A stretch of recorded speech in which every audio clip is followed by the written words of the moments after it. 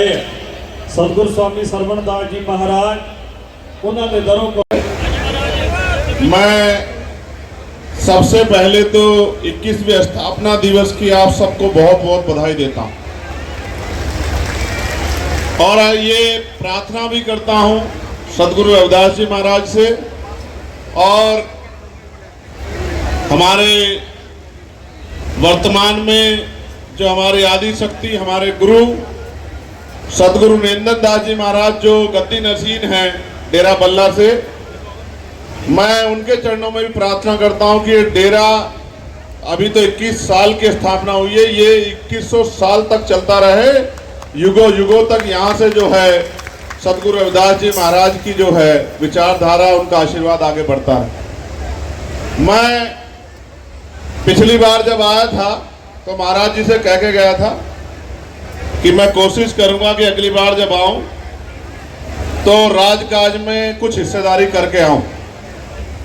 ये अच्छी बात है।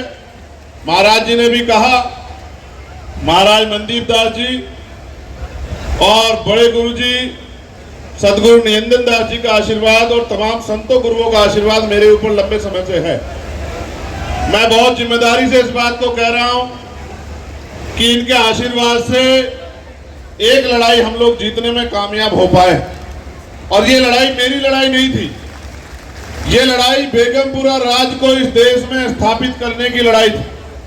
मैंने पिछली बार भी कहा था, उससे पिछली बार भी कहा था कि एक दिन आएगा ऐसा कि जब भारत में सतगुरु रविदास जी महाराज का जो सपना था बेगमपुरा राज, ऐसा चाहूं राज में जहां मिले सबनु अन और छोट बड़े सब संबसे रविदास रहे परसन, ऐसा राज जहां कोई ऊंच नीच ना हो, जहां कोई छोटा बड़ा ना हो, जहां कोई भेदभाव ना हो, किसी को खाने के लिए अन्न की, तन ढकने के लिए कपड़े की, सर ढकने के लिए छत की, पीने के लिए पानी की कोई दिक्कत ना हो, किसी बहन बेटी का अपमान ना हो, किसी को कोई छोटा बड़ा ना हो, कोई बहुत अमीर कोई बहुत गरीब ना हो, सब लोग इज्जत से जिए, ऐसा राज आना चाहिए।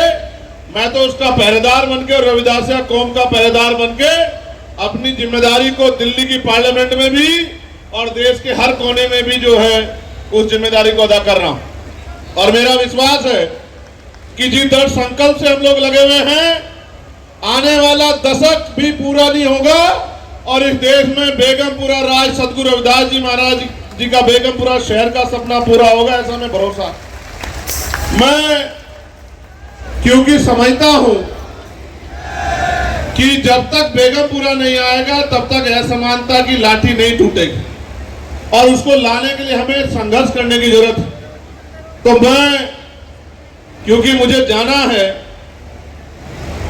आज बजट सेशन पे बात है और मुझे यहां से बताया गया है कि जो हमारी 9 फरवरी को स्पेशल बेगमपुरा ट्रेन चलती है उसमें और जो मेले की ट्रेन चलती है, दोनों दिक्कत होती है। मैं वचन देके कहता हूं आपको इस मंच के माध्यम से कि इस बार और जब इस बार के बाद जब बेगमपुरा ट्रेन चला करेगी हमारे स्पेशल ट्रेन और मेले वाली ट्रेन, तो उनके जो जिस तरह की सुविधा हमारी संगत चाहती है, जिस तरह का महाराज जी का आदेश है, वो पूरी होगी। इस बात का मैं आप लोगों को वचन देता हूं।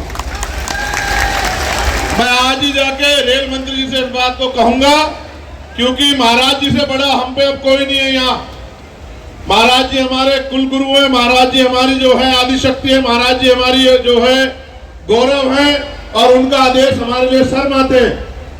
और एक और हमने प्रयास ये किया था कि हमारी एक रेजिमेंट जो बहाल होनी चाहिए थी वो बहाल नहीं हो रही है, उसके लिए भी हमने पार्लियामेंट में प्रयास किया था और हमने कहा था कि वो रेजिमेंट बहाल कर दो, मगर मुझे लगता है मैंने और काशीराम साहब कहते थे कि बहाल मांगने से नहीं होगी, वो ताकत बना के करनी पड़ेगी।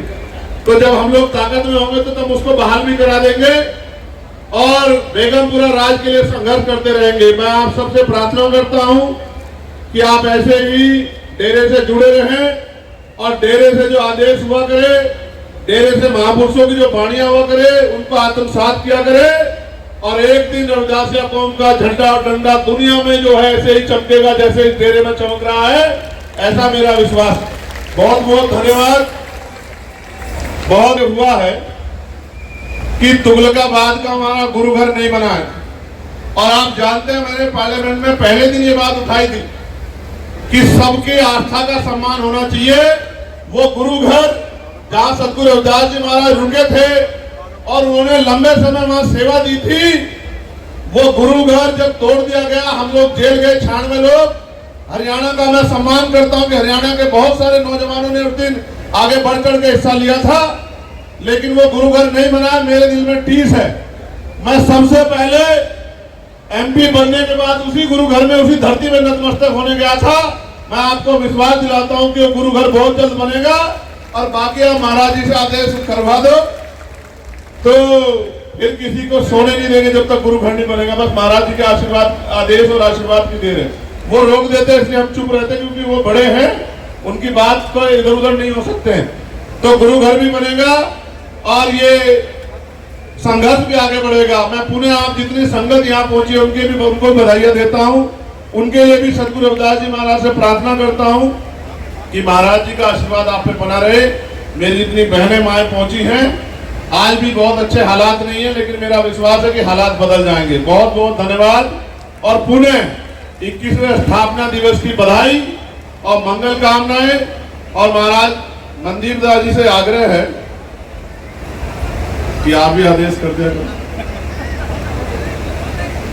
बड़ी तकलीफ होती है जब उस गुरु घर में जाते हैं।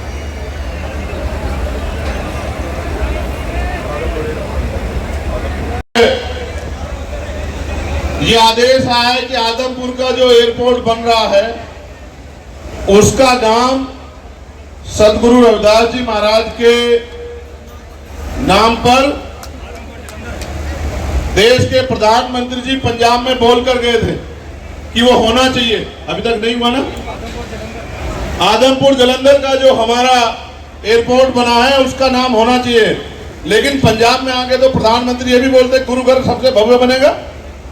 लेकिन मैं आपसे कहता हूं कि जो आदेश महाराज जी का हुआ है उसको पूरा कराने के लिए हम लोग एडी चोटी का जोड़ लगाएंगे। आप दोनों हाथ उठा के आशीर्वाद दे दो एक बार मुझे भी। बहुत मजबूत लड़ाई है, 4-4 गोली खा के आपके बीच में हूं, क्योंकि सदगुरु रविदास जी महाराज का और फिर हमारे संत गुरुओं का आशीर्वाद मेरे सर पे है। आप भी ये बात मानो, इधर उधर मत टहला करो, अपने गुरुओं के डेरे में आया करो और इनकी वाणियों पे चला करो। कोई गोली आपका कुछ नहीं बिगाड़ सकती, मेरी बात को आप याद रखना। और आपके बच्चे भी इस तरह कामयाब होंगे जिस तरह आपका ये बेटा भाई चंद्रशेखर आगे बढ़ रहा है। बहुत बहुत धन्यवाद। जय गुरुदेव, धन गुरुदेव। बोलिए संत श्रोमणी सदगुरु रविदास महाराज की, सदगुरु रविदास महाराज की, सदगुरु रविदास शक्ति, सदगुरु रविदास शक्ति। बहुत बहुत धन्यवाद। आशीर्वाद लेने के लिए आए हैं। तो